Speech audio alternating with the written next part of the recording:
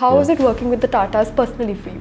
You know, father of Indian aviation is G.R.D. Tata, and working in the industry that he basically created in India there's a segment of customers who treat the cabin crew pretty poorly. I remember Spicejet, there was a young girl, 22, who was slapped by a passenger because... There's one thing I really like about Indigo is their new blue chip program. That as a customer is very, very attractive to me. You were one of those few people who actually, made Vistara the brand it was. So how was your journey at Vistara? Tell us something about that. Hi, so welcome to my podcast. Today we're hosting Sanjiv Kapoor. Sanjiv has been an aviation veteran since 30 years. Sanjiv was the CEO of Spicejet. He served as the Chief Strategy and Commercial Officer of Vistara, and he was also CEO Designate of Spicejet 2.0. So welcome to my podcast, Sanjiv. Thank you so much. Thanks for having me here. Sanjiv, you're from Kolkata and you have been a part of the aviation industry since a very, very long time. So yes. Were there any specific influences that you had in Kolkata or from your family that, pushed you into this career? Well, aviation for me has always been fascinating. I think most little boys like airplanes. I remember in class 1 I used to draw airplanes. And there was an uncle I had who used to work for Pan Am in Germany. He was married to a German lady and he used to visit Calcutta once a year, from places like Tehran and go on to places like Hong Kong, etc. And to me, growing up as a little boy in Calcutta, it was a wonderful world of, unimaginable almost, getting out of Calcutta in India, visiting all these places. So the combination of travel, little boys have for airplanes, and the possibilities it offered, aviation, travel, they all go together, see the world, explore, these wondrous other worlds.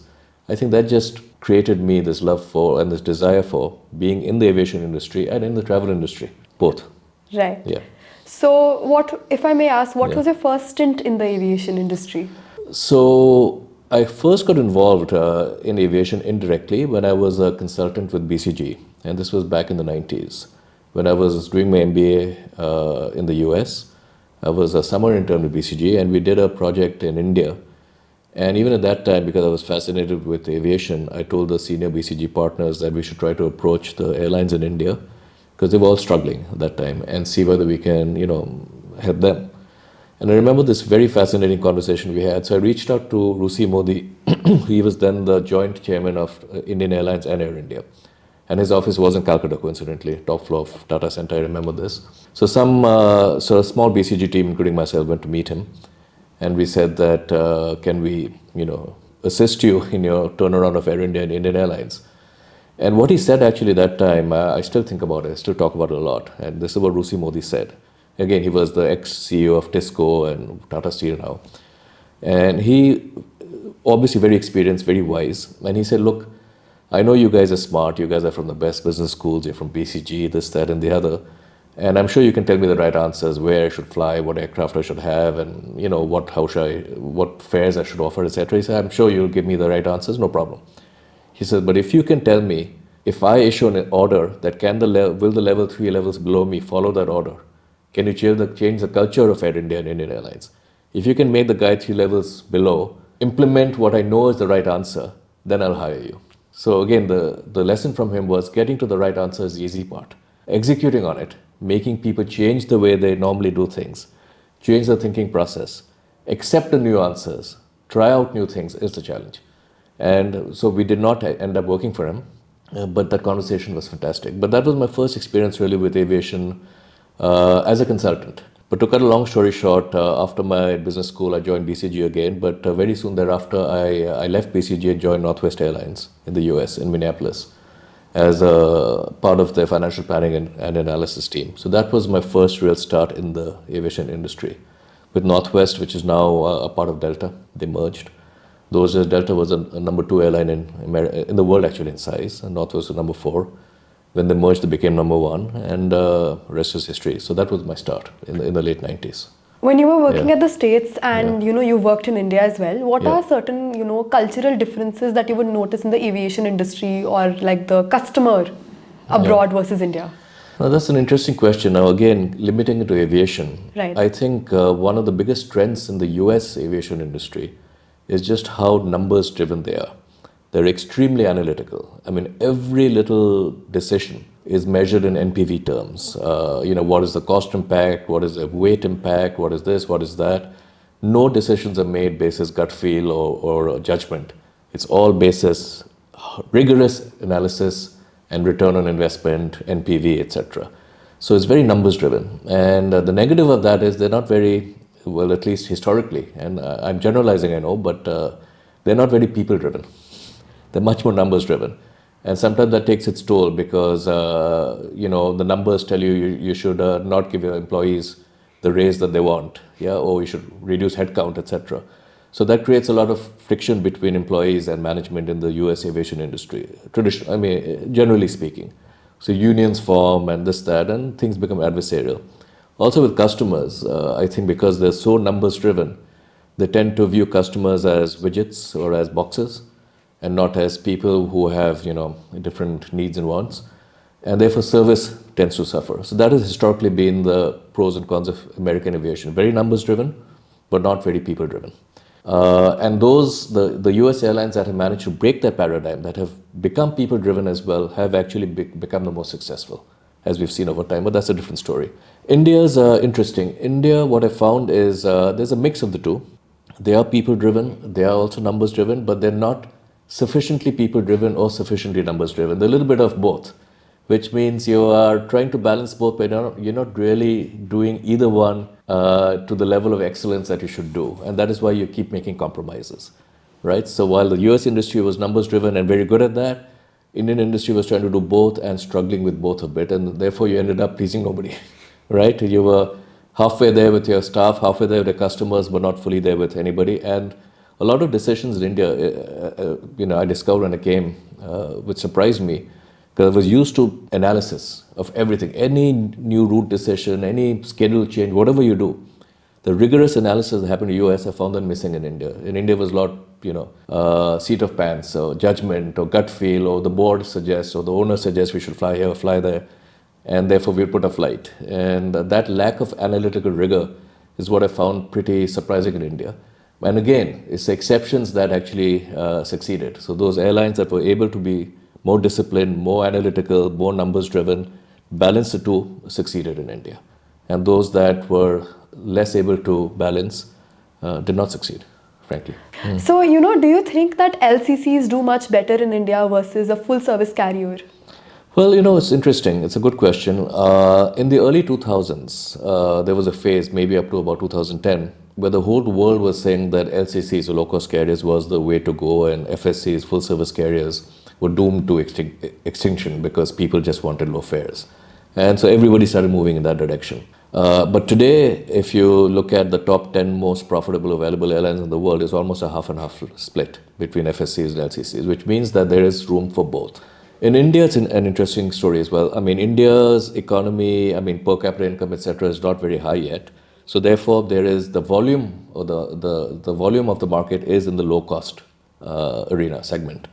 So I think you'll find LCCs like Indigo, which are becoming huge now, really tapping into the low fare seekers, which are growing in rapid numbers.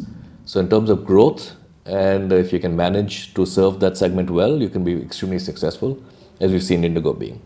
But there's also a segment in India. India is a very sort of polarized country. There's also a very affluent segment in India. Corporates and businessmen and professionals or whatever, who don't want to necessarily fly an LCC. They're willing to pay a little bit more for a more premium experience where they don't need to, jostle with the masses, so to speak. And I think we're starting to see that there is a niche for that. Even Indigo has now introduced a business class kind of a cabin. So there's room for both. And I think a country as large as India, we're now the third or fourth largest aviation market in the world. There's certainly room for 2 or 3 LCCs and at least a couple of full-service carriers. The full-service carriers, I don't think will not be for the next foreseeable future as large as the low-cost carriers, but they can be successful. There's no reason why they both can't serve the Indian market. Sanjiv, you also worked with Spicejet, and Yes. you were one of the people who actually helped make Spicejet profitable within 18 months, right? Yes. So can you please share something about your journey there? Spicejet was a fascinating experience. I was there for almost 2 years. When I got to Spicejet, I think it was November or December 2013, the airline was going through a difficult time. They were making losses, fuel prices were record highs, employee morale was down, etc. On-time performance was poor. But the owners at that time, the Sun Group, they were very committed to turning the airline around. And they basically said that, look, we've tried using their means and their management team, etc., and we realized we're not airline experts. And they were humble enough to say, look, we realize now we're not airline experts. We bought this airline. We're now going to bring professionals in to try to run it for us. And I was part of the new team that came along. And so what we found there was basically an airline that the focus on the basics had fallen away. So on-time performance was poor, customer complaints were high, the planes were not very clean, so on and so forth, right? And even though it was a very large airline, it had about 20% market share at that time. And Indigo, I remember at that time was around 25%. They were not too different in size. And Jet was the biggest, 30, 40% or something. So what we did as Spicejet really was we focused on the basics. And the one story I want to actually share, and this is a story again which I share a lot, is in the first management meeting I had with my direct reports at Spicejet. I was there as the chief operating officer and the de facto CEO. There was no CEO. So the first meeting I had with the management team, I asked them each to present to me how the departments are doing. And each one by one, presented to me how they were meeting or exceeding their KPIs and how wonderful their performance had been and blah, blah, blah, right? Everything very positive. So at the end of all these presentations, I said, look, if everybody is performing so well, why is the boat moving backwards? I.e., why are we making huge losses, right? So you're only telling me the good side of the story. You're cherry picking the data. The side which explains what I really want to know is why is the airline making such losses and why is the performance indicators dropping, whether it's customer complaints or whatever, is not being answered by your presentations, right? And I remember there was stunned silence because it was true, because everybody was highlighting, obviously, their achievements. And what we needed to focus on was not what is going well, but what is not going well. And this is an interesting story. I'll take a little digression, from Spicejet to Oberoi, where I was there for a year. And I remember Mr. Bicky Oberoi, who was a legendary figure, just recently passed away, sadly, used to be notorious for being completely detail-oriented and customer-focused. And I remember when I joined, one of the briefings he gave me was, don't send me letters of customers praising Oberoi. He said, that's the norm. I expect that to happen all the time. I want to see every customer complaint. That's what I want to focus on, right? And that's interesting. And I thought back to 10 years plus earlier that's exactly the kind of situation we had at Spicejet, where we needed to focus on what wasn't working rather than focusing on what's going all right and therefore pretending that everything is okay. And this is actually was astounding to me because general management wisdom says you must, always focus on the positives and, boost morale, etc. And at Oberoi, we had this legendary figure who did the exact opposite, who said, tell me what is going wrong and I will pick up the phone and talk to that guy and make sure it doesn't happen again. Right? But people loved him for that. People knew what he was about. People knew what he was trying to achieve, the standards of excellence he was setting. And he said, I will hold you to that. And they were proud of working for a man like that. So again, the motivation, what you focus on, how do you bring out the best in a company and the people, it depends company to company, industry to industry, but also it depends a lot on the personality of the leader. If the leader is loved and respected, then I think tough love often works very well. If the leader is weak, I think that is when they tend to hope that by praising everything, they will gain support, but that's, I think, a weaker way of managing. So I've gone away from Spicejet because everything sort of interrelates, right? And it's all about leadership, motivation, focusing on where you need to focus, not being misled by cherry picking of data, and really paying attention to the details and fixing what needs to be fixed. Right. Yeah. Now, talking about Spicejet, and if I may say that, if I have to book a flight tomorrow, I would rather prefer taking a train than booking Spicejet. Oh, I have okay. nothing against Spicejet, but what I'm trying to convey over here is that, I have friends who've booked Spicejet. Either they're saying that there is certain internal parts, like maybe seating or certain things that are, dirty or broken in the aircraft, right? Obviously not broken for functional purposes, but like it's just not there properly, right? Or the flight is extremely delayed. Right. Or there is something like, whenever I put up these polls on Twitter, which is your favorite airline, I realized that, I only know of three airlines now, Air India, Indigo and Akasa, right? Because I know Spicejet is an airline, but there is certain things that are not going very right for it. What do you think is... So I think it will not be fair for me to comment more than 10 years later about what is going right or not going right for Spicejet. Maybe I should focus more on what I believe are the success factors and maybe use the example of another airline, which is Indigo, which is doing really well. And if you go look back 10 years where the two airlines were similar size and, they both could have followed the same trajectory and one did not. Let's talk about Indigo, what advantages they had. I think one of the best things that worked in Indigo's favor was that its founders brought in aviation professionals who really knew the industry inside out. And one of the founders himself was industry professional Rakesh Gangwal. And the blueprint that they put together and the management team that they brought together was very focused and really made sure that the airline stuck to the blueprint, didn't get distracted, focused on the basics, and patiently, gradually grew their market share and their performance. One of the biggest bets that Indigo placed when they started, and they shocked everybody in the industry back then, this is back in 2010 or so, 2011, is that here was this unknown airline being started by people that were not really household names, that placed an order for 100 Airbus A320 aircraft. And people in India couldn't believe it. They said, oh, these guys are mad, crazy, 100 aircraft. Because those days in India, you would order aircraft 20, 30 maximum at a time, 10, 15, even 5 or 6 at a time. So 100 was like, you only do that in America, in a developed economy, you don't do that in India. But that order gave them the scale, gave them the purchasing power, gave them negotiating leverage, etc., that I think really set them up, right? Whereas every other airline at that time, including Spicejet, etc., were ordering 10, 12 aircraft at a time, etc. So they immediately got not only a fantastic blueprint, but a fantastic scale advantage, fantastic, I'm sure, prices and everything else, supplier contracts, that gave them a solid foundation that allowed them to grow, and they stayed focused. And the other big thing about Indigo is they stayed under one ownership for pretty much the entire time. In the case of Spicejet, while they had started at a similar time and were initially a similar size, they followed the more traditional path of small orders, and unfortunately ownership changed 2 or 3 times. Private equity people came in, loaded up debt, and then left, sold the airline, etc. So the balance sheet wasn't very strong. They didn't have the advantages of scale that Indigo had. And over time, I think that worked against it. And when you have the kind of scale that Indigo had, the kind of balance sheet they had, the kind of funding they had, the kind of sale leaseback revenues they could get from having so many aircraft on order, they were able to withstand downturns in the industry because they had the cash balance. Whereas the Spicejets of the world were far more exposed to the downturns, and when there's a downturn and you need to save cash, then you maybe don't have the cash to repair the seat. I don't think safety was ever compromised. No, not at all. But sometimes what you find is they need to cut corners somewhere else to save cash.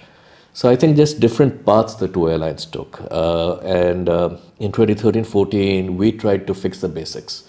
Again, like I said, on-time performance, cleanliness, this, that, and the other. We focused a lot on employees because morale was not very high, and we wanted to change the morale completely, and we did it in 2 or 3 different ways. One is we started an ad campaign called With All Our Heart. With All Our Heart was not only a promise to the customers that we're going to serve them with all our heart, but also it was sort of a challenge to our staff that whatever you do, you should do it with all your heart, right? But before we did that, we focused on fixing the basics. We listened to our employees, we heard what their concerns were, we cleaned the aircraft, we focused on-time performance. There was a lot of sort of looseness that we tightened. For example, aircraft departing 10-15 late was considered no big deal. We started measuring even 1 minute of delay, and it just tightened everything up. And performance really improved. But eventually, at the end of the day, it's a very competitive business. When the downturns, it's when the tide lowers, the rocks get exposed. And then the ability to navigate those rocks is what separates the winners from the losers. So again, it's not for me to comment on today's Spicejet. It's not fair. I've not been there for years, and I think they've done a remarkable job of surviving and being around when many airlines have not. I mean, Jet Airways sadly went away. Kingfisher before that, Go Air now, and Spicejet is still there. So they're doing something right that is helping them survive, but it's a brutal market. So you were one of those few people who actually, made Vistara the brand it was. So how was your journey at Vistara? Tell us something about that.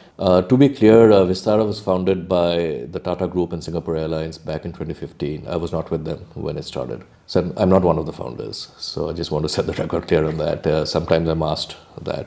But I did join them fairly early in the journey, about a year later, in 2016. When they were still a small airline, and I was lucky that the team we had at Vistara and the team we were able to put in place thereafter, the support we got allowed us to really create a brand that people loved. And we wanted to focus at Vistara on a few things. One is we really wanted to leverage the fact that it was the offspring of Tata and Singapore Airlines. So one of the first things I did when I came to Vistara was, and I said this because I was on a Vistara flight before I joined, and there was a father and a son sitting behind me on the flight, and the father and son were having a chat, and the son was saying, Dad, you told me in Hindi that this was Tata Singapore Airlines, but I only see Vistara. What is Vistara? I thought this is not. And the son and the father started explaining, no, this is Tata Singapore Airlines.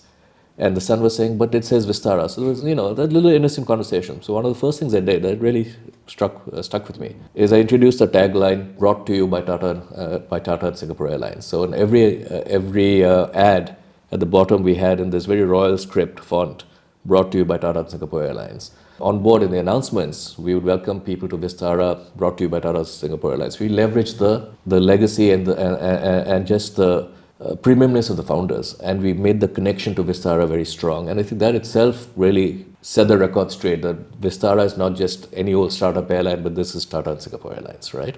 Two great names. And then we focus on the basics again. The golden rule is what we really implemented in Vistara, which we said, do unto others as you would have them do unto you, which means treat your customers the way you would want to be treated if you were a customer, right? So not the usual penny pinching stuff. I mean, oh, you're 1 minute late, sorry, you lose your fare and you have to buy a new ticket. No. Imagine if you were them and they're late because there was an accident on the highway or whatever it is, beyond the control. Be empathetic. Do for them the right thing, right? And we started doing these things. We had the rule of human decency, right? It was this term we used that, look, again, we are serving customers. Our customers are who bring us the revenues. We are nice people. And our customers are also nice people. And let's treat them in that manner and just use human decency to decide upon how to treat different customer situations and not throw the rule book at them. So all of these things of softness, empathy, putting yourself in the customer's shoes, human decency, following the golden rule is all what helped create the culture of Vistara. And at Vistara, again, in every training session and every crew training, etc., cabin crew hiring as well, we would hammer into them, hammer in a positive sense, the pride of working for Tata and Singapore Airlines, the two of the greatest names, you're working for them together. They have created this. And you are now the brand bearers of that creation legacy. And it really created a sense of pride amongst the staff on the front line. And one of the things I noticed at Vistara is because of a brand new airline, the crew were very young. The average age was 22 or 23. And yet we were making them dress up like the traditional Singapore Airlines crew with very tight hair and very formal and all. That's one of the things which I did, which took some convincing, but we prevailed, was literally let the crew let their hair down, down to the shoulders, up to a certain height, let them have the hair open, let them be more their age, let them be more natural, not so rigid, not so, stereotypical kind of thing, but more normal, natural, friendly, approachable. And that really also helped. And then we did other things, we started putting boarding and landing music which could relate, which our target customers could relate to, mood lighting on the aircraft, so many things to sort of just make the experience more different and more memorable and more special. And I think all this created a brand that people really started, loving. Yeah. And it was a wonderful team that put this together. Vistara was one of the most empathetic airlines because I'll give you a very small example. So I love desserts, and there was this one time when I was having low sugar, and that's happened to me once or twice. Yeah. So that happened to me once on a Vistara flight, and the lady, she could have just got me one cookie. She got me 3 cookies, and she actually checked up on me. That's very nice. And when I went to Indigo, they gave me like a sugar packet. Well, one of the things, again, Indigo, I laughed not because I'm laughing at Indigo, but because of the contrast between sugar packet and cookies. No, Indigo is very disciplined about managing its costs, right? And they probably did not have cookies on board, but they did what they could to help you in a situation. Vistara happened to have cookies. But I think in both cases, I think the two airlines are both exemplars of excellence. Indigo is excellent at doing what they need to do right for their business model. And Vistara was excellent at doing what they need to do right for their business model. I think they were formidable competitors. They really respected each other. I know that at Vistara, I really respected Indigo. And I hear that they also were wary of Vistara because Vistara really started taking a lot of the corporate traffic, the Bombay Delhi traffic, etc. So we kept each other on our toes. But they're two great, wonderful airlines, and what we experienced with Vistara was simply because we're a full service carrier, we could have cookies on board and have other things on board, and low cost carriers don't, but each will do the best that they can. And I found that from No, the two airlines. absolutely. Ever since Vistara has been off the market, Indigo is my preferred airline. And Indigo has actually sensed an opportunity now because earlier there were three full service carriers. There was Air India, there was Vistara, there was Jet Airways. Air India, those days nobody took seriously because they were government run, and it was like taking a train, and only the government employees and others would take it because they were not very aspirational, etc., etc. But now under new management, they got privatized under Tata's. They're of course making huge strides, making huge investments. And with the merger of Vistara, you're down to now one full-service airline. So I think Indigo has very smartly seen that, okay, from three, they're down to one. And a route like Bombay-Delhi or Delhi-Bangalore, Bombay-Bangalore, there's a lot of corporate and, premium demand. And therefore, we can't let one airline take all of it. And so they've introduced their new business class, or whatever they call it, Indigo Stretch, I think. Which I think is a very smart idea. Because what they focused on is, we're not going to be a business class like the other airlines where they wine and dine and go overboard, which is the full service model, I guess, or premium model. We're just going to give them what they value the most, which is they want a bigger seat, more personal space, their comfort and the space to work. They want priority handling, and they want no fuss. And Indigo is delivering that. And I think they found a very wonderful niche. But while we were talking about Indigo, I think there's one thing I really like about Indigo is their new blue chip program, right? And the reason I like it is I've been a part of the Vistara program, Singapore Airlines and other programs. Usually these points expire. But for blue chip, they're not expiring the points. And that as a customer is very, very attractive to me. Yeah. No, that's great. I think globally there's a trend towards non-expiring points. I think they usually have a condition that as long as you have at least one activity in the year, your points will not expire.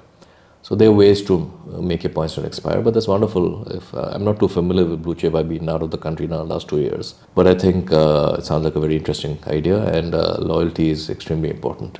No, absolutely. Yeah. As I said, see, my hierarchy was Vistara, Indigo, and then other airlines. Other airlines, basically Air India. But now it's Indigo.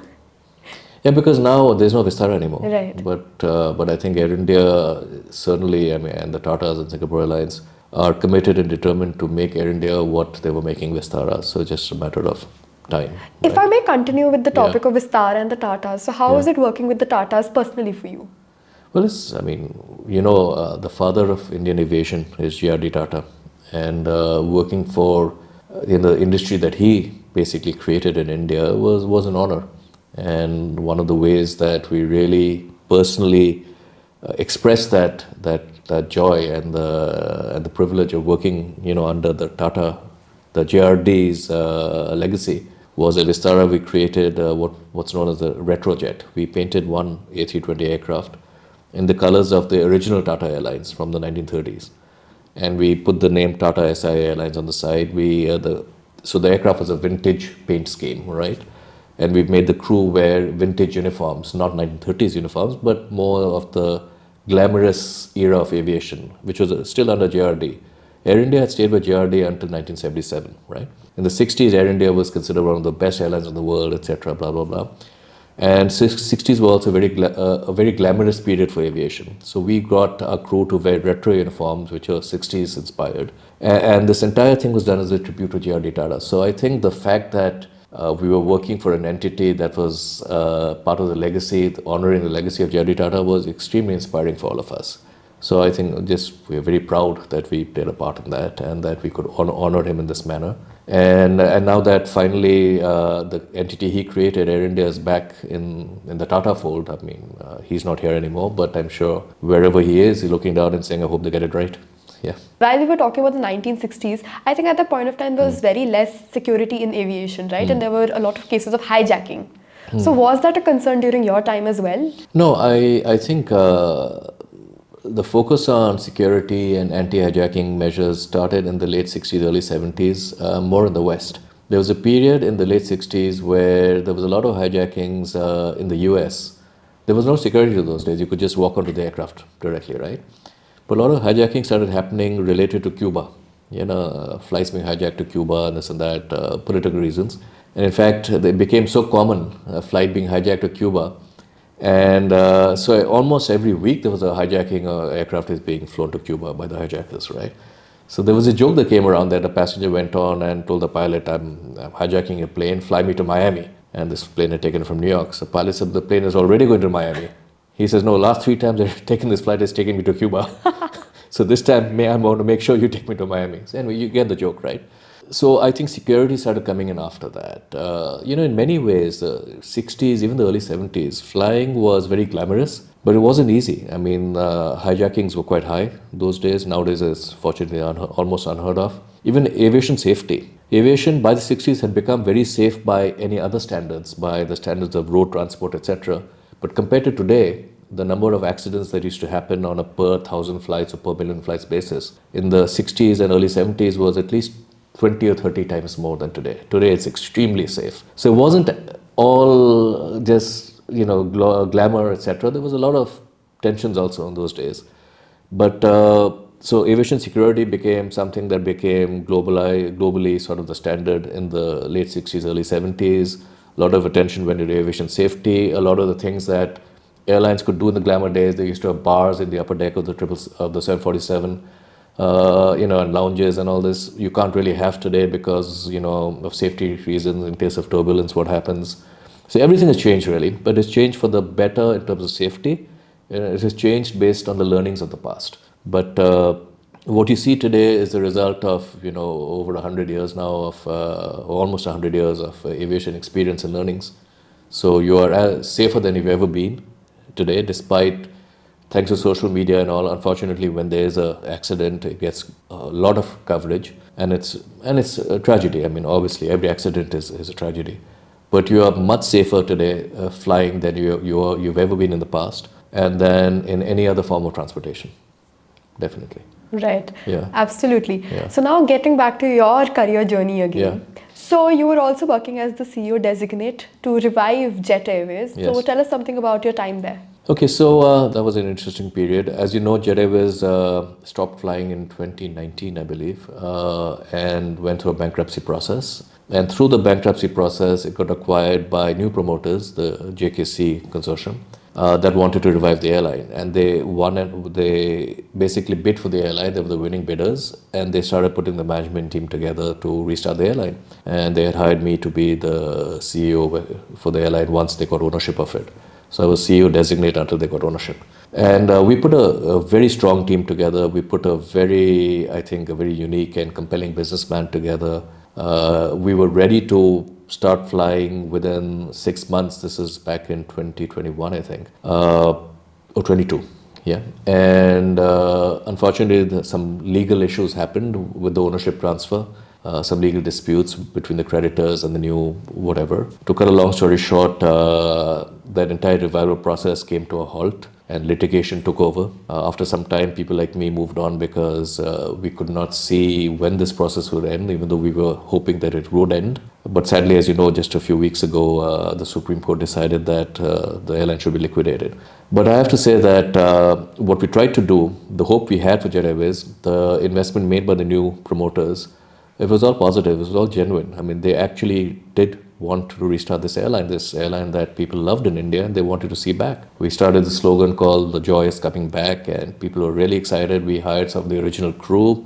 It just wasn't to be, sadly. Yeah. So a lot of times we see cabin crew being mistreated by the passengers, and as airlines is a part of hospitality, there is a certain amount of tolerance that cabin crew is taught.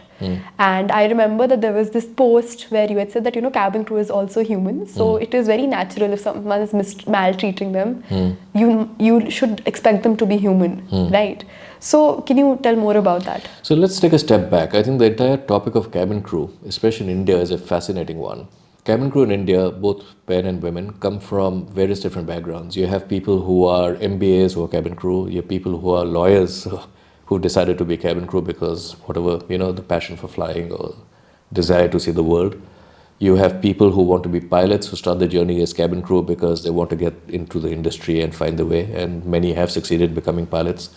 You have people who have come from very poor families, from small villages all over India, whose parents are actually, struggle to even get them sufficient English education to be able to aspire to be cabin crew. Very, very humble and simple background. So the cabin crew career has been one where people from various different backgrounds are brought together and has provided a fantastic platform for these people to really shine in a new career and change their lives completely, right? Because cabin crew eventually, a lot of them become successful in other lines. They do the job for a few years and they meet people, they meet, business people, so on. They get ideas, they get into fashion, they get into all kinds of things, right? It gives you a lot of exposure. A lot of them end up marrying people they met on the flights, sometimes the pilots, etc. It just changes the lives of people, right? And I have to tell you, I used to personally do the final round interview for every Vistara cabin crew. 5 minutes I used to do. That was the final round. And one of the questions I would ask them, two questions I would always ask. One is, have you ever flown before? And I can tell you that more than half the candidates would say, no, we've never flown in an airplane. Or the first time we've flown is when we came for this interview and Vistara flew us over. I said, you've never been flown and you want to be cabin crew? Why? This is so the magic of flying. We see the airplane above us, we want to be in it, right? So these are simple people from humble backgrounds in many cases, not even been on a plane before, they now want to be cabin crew. The other question I used to ask them is that, are you willing to clean bathrooms? And they would look surprised. And so, I said, because on our airline, we need to keep the aircraft clean at all times, including during the flight. So we have a rule that for business class, after every passenger uses the bathroom, it has to get cleaned. And economy, after every 3 or 4 passengers, right? So you have to do the cleaning. You have to put on gloves and clean. And that would turn off some candidates saying, no, this is not what we expected. But majority would say, of course, sir, we clean our own houses. Why can't we clean? Yeah.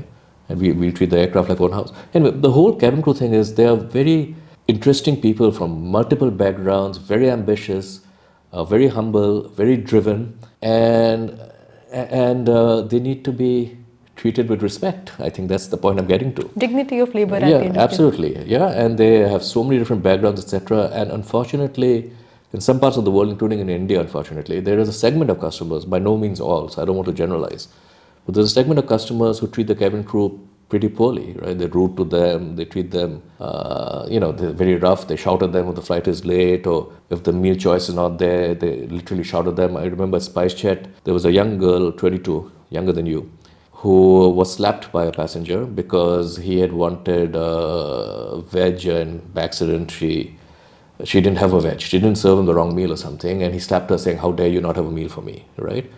So when I heard this incident, we reported it to the DGCA, because then we called the crew in personally. I said, come and see me. And she was crying in my office and saying this, sir, I come from a humble background, etc. I thought I'm going to, get into the better side of society by being cabin crew, but I didn't expect people to behave like this. And she resigned. She said, this is not what I signed up for, right? I expect to be treated with dignity. So it's very sad. The incident you're referring to is one of the Vistara cabin crew was in the lounge in Bangalore. Our Bangalore crew lounge was undergoing renovation. So for some time, we were putting our crew in the passenger lounge. You could rest there if they had more than 2 or 3 hours between flights. You can rest there. And one of the crew members had just put her head down on the armrest of the seat, and she was in uniform because she was between flights. It was a rest period. And some passenger took a picture of the crew with her head on the armrest and posted it on Twitter saying that Vistara crew asleep on the job or something like that. And I responded personally to that tweet saying that this person is on rest and you have no business taking photos of a crew like this without the permission, and please take your post down. And just a simple response, our cabin crew are human too, please take your post down. So the guy took his post down, but in just a very short period of time, this post and the response became viral. And the line that I wrote, the cabin crew are human too, just went global. In fact, it was carried in different languages in different parts of the world. People send me articles relating to this incident, and in French and various languages. I got emails directly from crew or messages, DMs, including from Crew Europe. One of them wrote to me saying that just a simple statement like the cabin crew is human too made such a difference to them, because they've never heard somebody say it openly, or take the side of cabin crew over customers, right? And in my view, it's common sense. Yeah, it's the golden rule again. Do unto others as you would have them do unto you. And what that person did with taking the photos of cabin crew and misrepresenting it was just not right. And so I think those kinds of acts, they're done from the heart. They're done because it's just the right thing to do. We don't, or at least I personally never put calculations into what is the reaction going to be if I'm going to be taking the, supporting my crew over a passenger. No, I think there was another line I think I learned earlier on from the founder of Southwest Airlines. He was not the founder, but he was one of the very early joinees, Herb Kelleher. And Southwest was a legendary first low-cost airline in the world. And I remember he said that the customer is always right, except when he's wrong. And that's also the philosophy I've used in my life, in cabin crew training, etc., ground staff, whatever customer-facing training. We keep saying the customer is always right, except when he's wrong. You don't have to put up with whatever the customer says. You want to see things from the customer's point of view. You want to help them, but if they're being unreasonable, they're being abusive, they're threatening you with violence or with your job or dropping names or whatever, then you can take a polite but firm line and just say no. No, right? that is very, very important. Yeah. Though this is not a point of discussion that I would Yeah. want to take forward Yeah. for this podcast. Yeah. But a lot of times people actually start objectifying cabin crew as well. And that is very, very wrong. Where, the cabin crew would be serving, and there have been videos on Twitter when somebody is trying to pat their behind. And that's wrong. You have perverts everywhere. That's And this sad. is very, very wrong, right? Like, do unto others as you would want to yourself or people around you. If you follow the golden rule, I tell my children this, I tell everybody this. If there's one rule to follow in your interactions in your professional world or with people, is the golden rule. And that can be the single rule that anybody follows, the only moral imperative. Do unto others as you would have them do unto you. That's it, right? And if everyone follows that, I think the world would be a much better place. No, absolutely. Yeah. And now carrying further with Yeah. our conversation, right? Yeah. Sanjiv, what sane person would ever start an airline? Well, that's a question that has often been asked. And I think the glamour of aviation, it's magical. You're flying, right? Man was not meant to fly, and you're flying. Second, the glamour of aviation. It has always been considered very glamorous.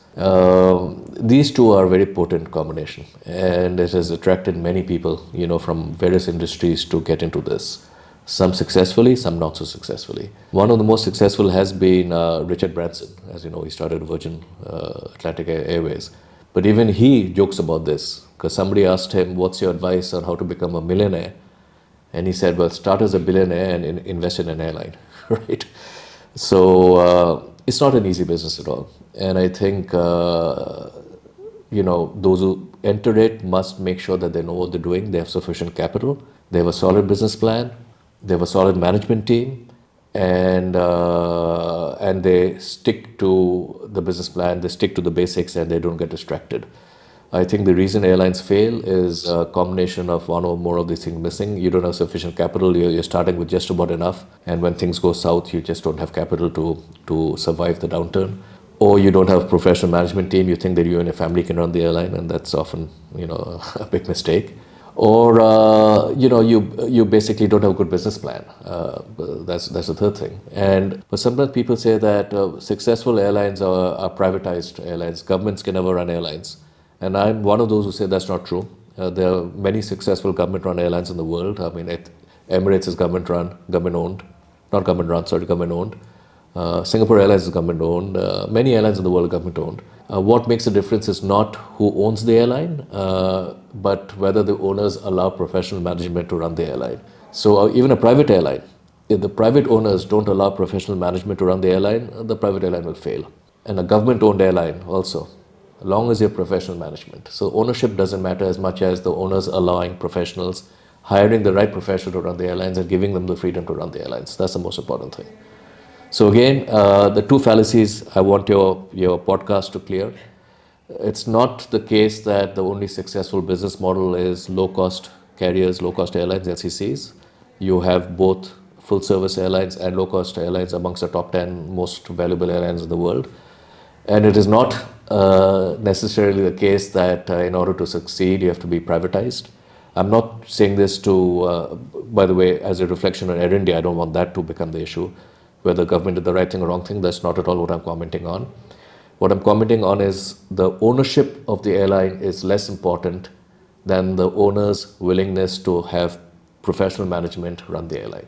Professional management is key. If you look at Air India, it became nationalized in 1953 But JRD Tata was retained as chairman till 1978, and he was given a free hand to run the airline. Air India's best days were in the 50s and 60s and 70s under government ownership, but under professional management, under Tata's management. It's only when JRD Tata was removed by Morarji Desai in 78, biggest mistake I think, was removing him, that things started going wrong. I'm glad again, as I said, Air India is back in in Tata's hands, JRD Tata's baby.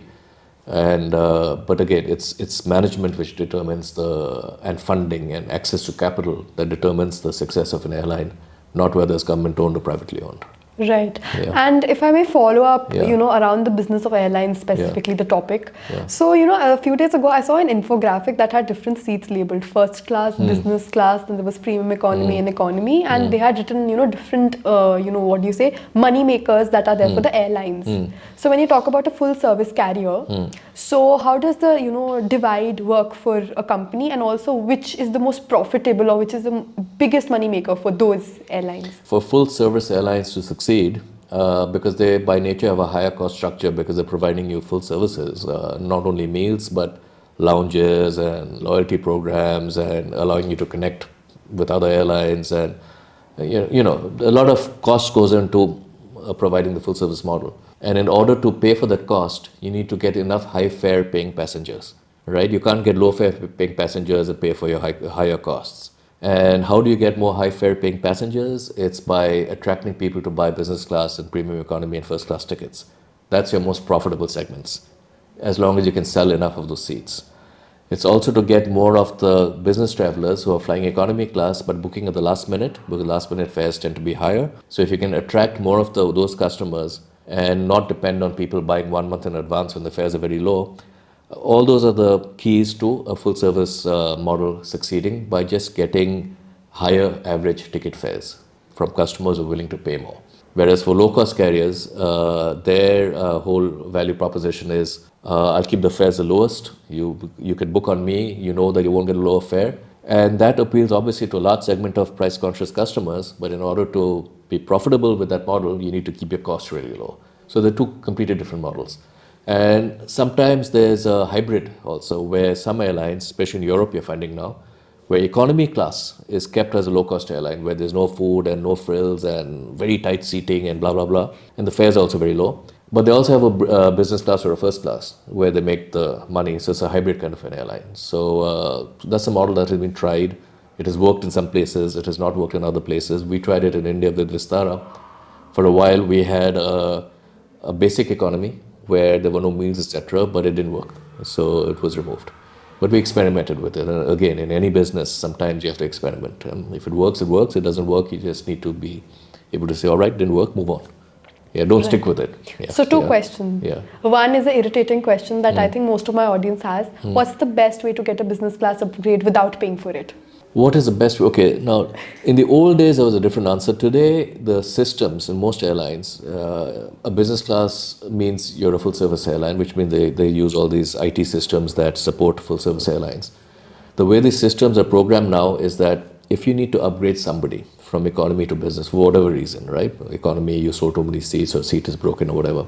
You look at who's the highest fare paying passenger in economy and you pick that person, right? That's the simplest way to do it, or the highest value customer. So some airlines say, look, just pick the next person, the highest fare paying economy class passenger, put him into business. Some airlines will say that put your highest level loyalty customer, diamond level. If there's any diamond level customer, put him into business. So they have algorithms where the system says, okay, put this person. The staff cannot decide. Right. The system tells you put this person into business because they have an algorithm which says, okay, using these criteria, you decide, the system decides who goes up. If there's a situation where everybody in economy has paid exactly the same fare and there's no gold or platinum and therefore it's up to the agent to decide, then I think just being well dressed, well groomed, polite with the agent will help you.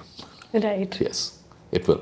So that's only in the cases where the agent has the decision making, the ultimate decision, but usually the system has it. So Sanjiv, a very straightforward question. Yeah. Is Indigo really a business class if they're not serving you that fancy food and just cold food in business class? Well, see, I've not flown the new business product, But to answer your question, I think, like I said earlier, I think the product is a very smart product. There's a category of customers I know when I was in Vistara, we used to refer to as Indigo's row 13 customers. Row 13 is on the Indigo A320 aircraft, is the exit row with extra legroom. And a lot of corporates just choose row 13 because they have more legroom and they can work there. So what Indigo, I think in my mind, has done is said that, look, we're going to create 4 or 5 row 13s, right, by creating this class, which basically gives what corporate customers want the most, which is more space, right? And those corporate customers, row 13, they're not looking for hot food or fancy meals, they just want that space, Right. right? So Indigo is saying, all right, we're giving you 5 rows of space, and by the way, because it's a bigger seat than row 13, not only more legroom, but also bigger seat and all, we charge you more than row 13, but I think there's a segment which is saying, fine, I'm willing to pay for that, but I don't want to pay for all the other frills, hot meals and blah, blah, blah. So I think it's a very smart segment to get into. It is tapping into the row 13 segment, and it is probably a slightly different segment from what Vistara or Air India are doing, which is a full service where they want all the frills and the hot meals and the dessert and the tablecloths and all that. There's a segment for that as well, right? So I think, I think it's a very interesting idea, and I'm very keen to try it. So Sanjeev, like 13 is considered to be a unlucky number or a bad omen. So why is row 13 getting so much importance in the airlines? Okay, yeah, I think you're referring to Indigo's row 13. There was an article recently about that. Row 13 on Indigo's A320 aircraft is one of the exit rows, Right. emergency exit rows with a lot of legroom, Right. And it's very popular with corporate customers because it has the most space. And corporates who don't have a choice of a business class in Indigo would choose row 13. Now with the new business product, I think Indigo's done a very smart thing. They're saying, look, you guys choose row 13, we're going to give you 4 rows like row 13, even better than row 13. Bigger seats, more legroom, etc. And I think they're really tapping into that segment. I think you had asked earlier whether 13 is a lucky, unlucky number. I think that's what you are suggesting. Yeah, like it's considered a bad omen. I So why think would an it's- airline name its row? I think it's been a very, very lucky number for Indigo because row 13 customers were the most valuable customers. And yeah, some airlines don't use the number 13, but frankly, I'm not one for superstition. And I think Indigo has proven that it's been a very lucky number for them. Yeah. So, I'm from Chandigarh and we Yeah. don't have a sector 13. So whenever someone says 13, I'm like, Friday the 13th and the negative omen. Yeah. I think in the aviation industry, you need to be unsuperstitious. You cannot, yeah. Having said that, each airline does things differently. Vistara, I don't think had a row 13. So whoever set up the seat numbering, I wasn't there, decided against it. But, there's half and half. Some airlines have, some airlines don't. I personally don't see an issue with it. So Sanjeev, in the near future, do you think Indian Airways would, reach a certain level where they're at par or even giving competition to airlines such as Qatar or a Singapore airline? Yeah, why not? Absolutely. I mean, I think we've seen that in the hospitality industry, in hotels. Indian hotels are amongst the best in the world. Hospitality and service is in a culture, but it's limited to certain contexts. In airlines too, Air India used to be considered one of the best in the world. And many of the crew in the airlines you referred to in the Middle East are Indian. So again, there's no reason why an Indian airline cannot be amongst the best in the world. And I think from what I hear and see about Air India's plans and the Tata's plans for Air India, they intended for it to be one of the best in the world. It'll take some time because it's a 70, 80-year-old airline that they're trying to transform. But once I think the new airplanes are here and they fix some of the basics, some of the old bad practices that take time to fix, I don't see a reason why they won't be right up there with the rest. And in fact, there are many airlines around the world which have been government-owned or old legacy airlines, we call it, which are trying to now transform and become amongst the best. As long as you have the right management team, the right motivation, enough capital, and support from your owners, whoever they may be, there's no reason why you can't pull it off. And India's got a huge market. India's market has actually supported many of the Middle Eastern carriers, helped them grow into what they've become because we are such a huge market. So in a sense, it's time that the carriers in India take back the market to themselves, right? And I think it's bound to happen, over time. Right. And I think the process has started already.